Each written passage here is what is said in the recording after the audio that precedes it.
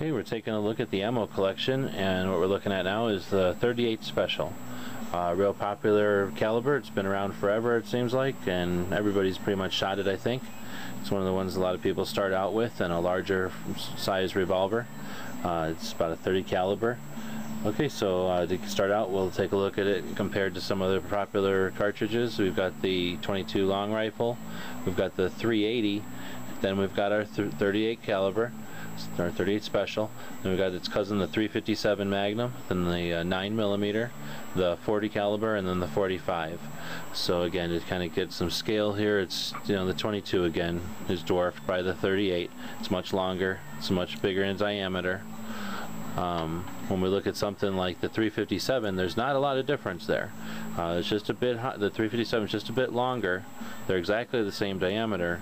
A lot more powder in here though, so that's why you don't want to shoot, well, it's not possible to do it, but you wouldn't want to shoot a 357 in a 38. Now when we're talking 9mm, you know, we're talking almost the same exact caliber there. So what we're really looking at is the length of cartridge, but again, it's, even though it's a little bit deceptive, the 38 looks a lot bigger, but they're really comparable in power. And then again, just to quickly look at it with the 45 ACP, it's noticeably bigger, probably even on this resolution. So the 38 Special, taking a look at some of the different ones I've got in my collection. Again, there's a lot of 38 Specials out there. This is probably only scratching the surface. We got the gold dot, that's the one I carry in my 38. I've got plain old lead. Now the deal here is just a solid piece of lead, great for target practice. I've got a Hydra-Shock.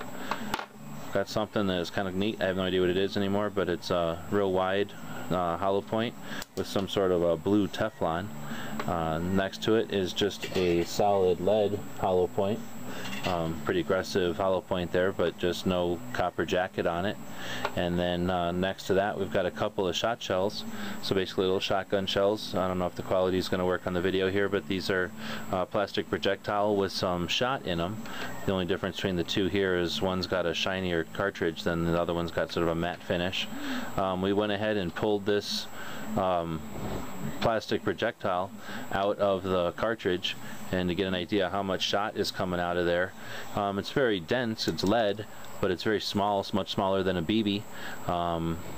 Really, it's not much, so maybe good for a snake, perhaps a rabbit, but maybe fun for cans though. I think that'd be real fun. Next is another one. This one is a 38 Special Plus P.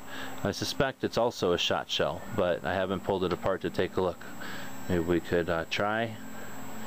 I'm giving it a couple of twists here, and it just doesn't seem to budge, so I'm gonna have to maybe use the bullet puller on that, who knows.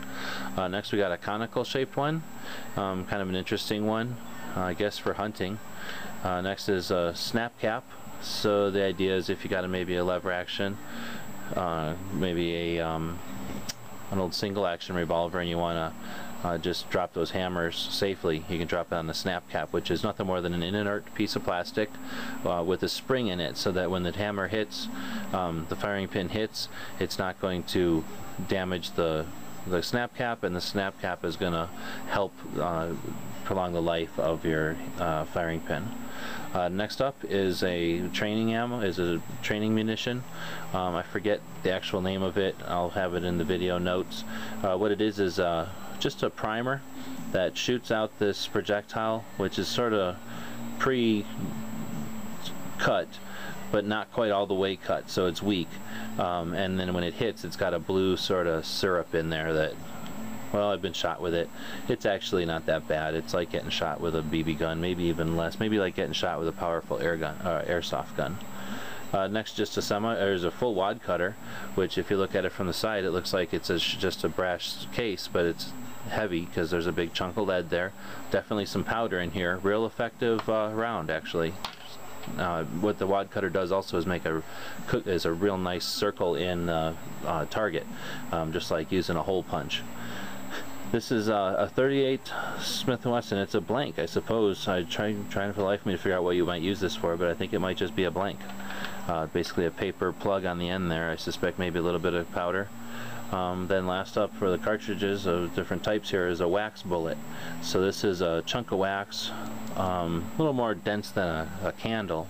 Basically you cram it in here with a little hand tool, and then it uses just the primer, and the idea is you can get some target practice indoors. You know, I've thought about it, I like the idea. I remember back when I was in high school you could get the little kits in the magazines. I haven't really looked for them lately, but I just suspect it might get the barrel a little fouled up, so I've actually not used these before, but I have one in the collection. I think it's neat.